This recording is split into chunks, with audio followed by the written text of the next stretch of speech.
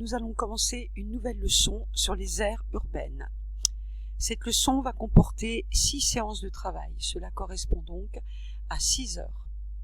Séance 1, l'étalement urbain à Paris, le cas de Bussy-Saint-Georges. Nous allons essayer de répondre à quelques questions. Quels sont les nouveaux visages des villes françaises? Qu'est-ce qu'une aire urbaine? Quelle influence les villes exercent-elles sur le territoire français? Quel rôle joue la mondialisation dans les villes?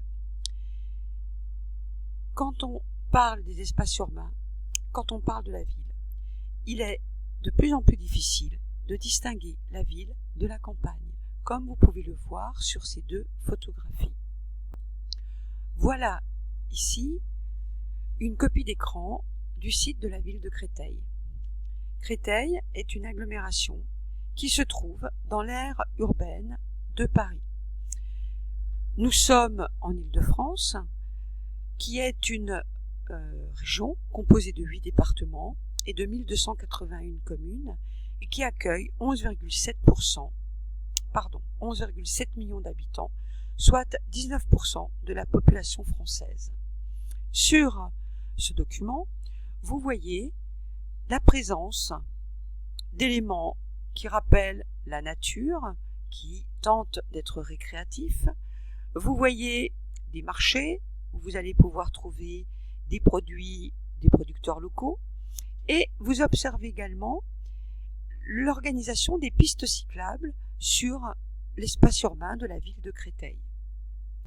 Dans ce nouveau projet qui a été construit à proximité du collège, vous observez la présence de nouveaux bâtiments, d'espaces verts, d'espaces récréatifs, mais également de services. Vous constatez la difficulté aujourd'hui de bien séparer les espaces urbains et les espaces de la campagne.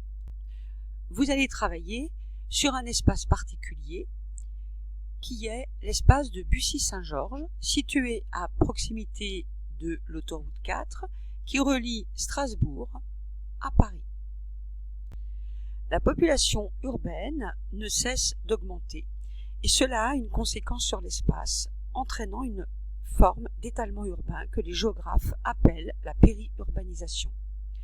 Ainsi, la population est de plus en plus urbaine et je vais vous demander d'étudier ce paysage périurbain de la ville de Bussy-Saint-Georges.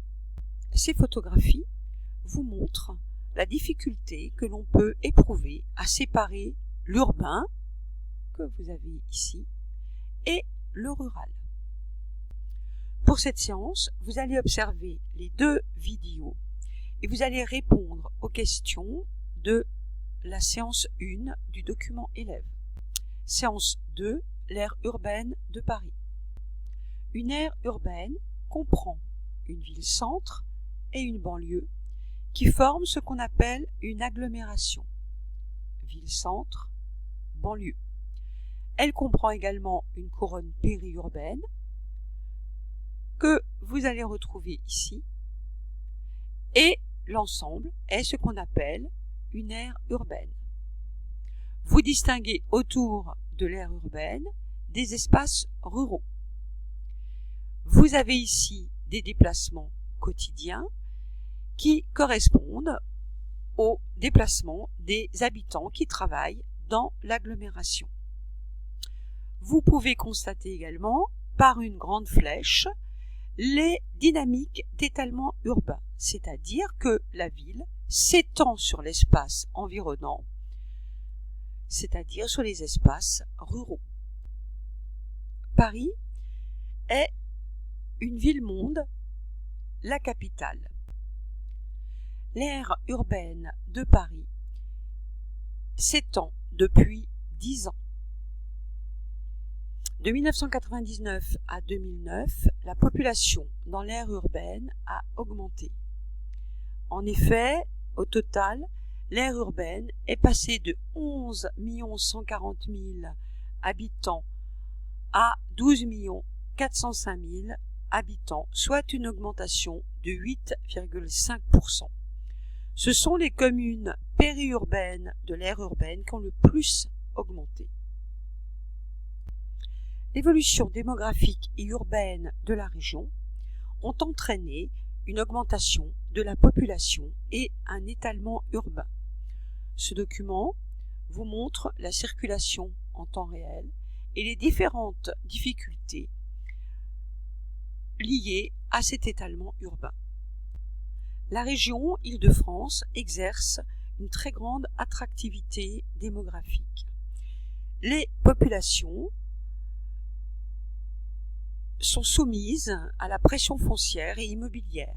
Les logements sont de plus en plus chers et de plus en plus d'actifs sont contraints à élire domicile toujours plus loin des villes lorsqu'ils doivent travailler. Cela entraîne des difficultés importantes de circulation, mais également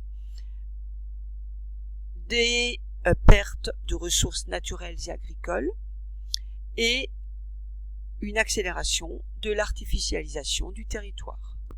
Vous pouvez maintenant, en vous aidant de votre manuel, faire les exercices de la séance 2. Séance 3, la diversité des espaces urbains au sein de l'aire urbaine de Paris.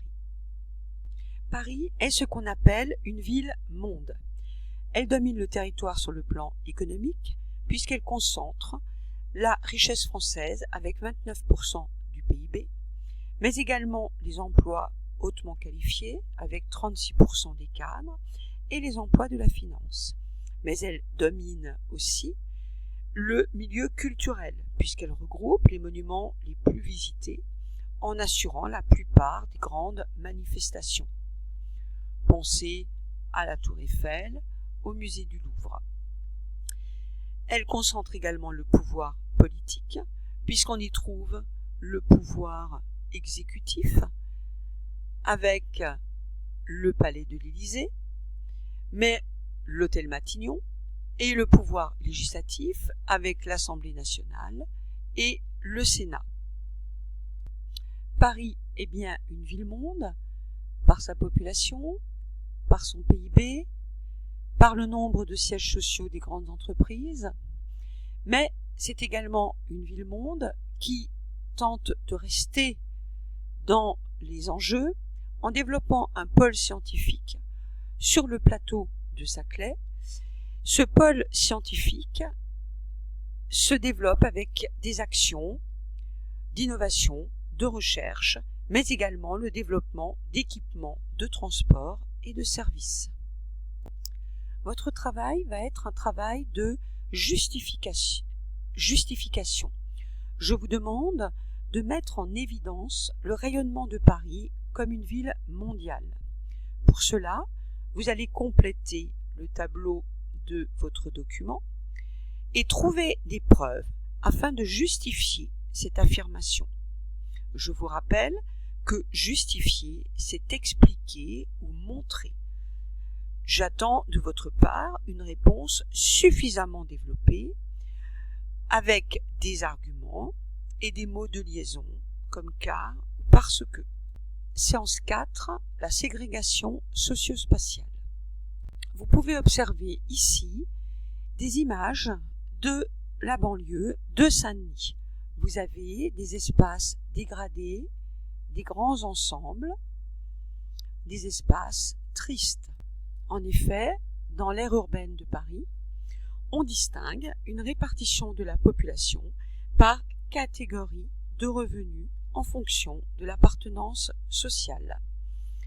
On distingue un centre historique avec des services, avec des monuments historiques et du logement, mais du logement qui a un coût foncier très élevé. On a des banlieues constituées d'un centre des affaires, comme le centre des affaires de la Défense, de grands ensembles, tels que ceux que vous avez ici, nous sommes en Seine-Saint-Denis, des banlieues pavillonnaires ou des banlieues résidentielles. Le Vésinet est une banlieue résidentielle, Saint-Maur-des-Fossés est une banlieue pavillonnaire. Et puis vous avez de nouveaux villages, tels que ceux que vous avez observés à Bussy-Saint-Georges. Sur le blog, vous allez pouvoir écouter une vidéo de slam. Nous allons essayer de voir comment un slammer peut faire l'éloge d'une ville en faisant apparaître ses aspects négatifs, mais aussi positifs, et pourquoi. Après avoir écouté cette vidéo, vous allez compléter cette fiche d'identité d'histoire de l'art. L'artiste de la vidéo est Fabien Marceau, qui est plus connu sous le nom de scène de Grand Corps Malade. Le slam est un style musical, la parole est dite et non chantée, souvent sur une mélodie minimaliste. Séance 5. Comme d'habitude, nous allons faire une mise en perspective et voir que le territoire français est un territoire urbanisé. Cette photographie satellite nous montre la pollution lumineuse en France et nous confirme les densités de population que nous avons déjà observées à plusieurs reprises. Vous allez répondre aux questions du document et compléter la carte des aires urbaines qui nous montre l'importante métropolisation du territoire national. Séance 6 de synthèse, la répartition de la population. Notre objectif est de vous faire réaliser une carte de synthèse. Je vous rappelle que sur une carte en géographie et en histoire, ne doivent jamais figurer de coloriage au stylo, au stabilo ou au feutre. Avant de réaliser la carte, allez visionner la vidéo Les bons profs sur le blog.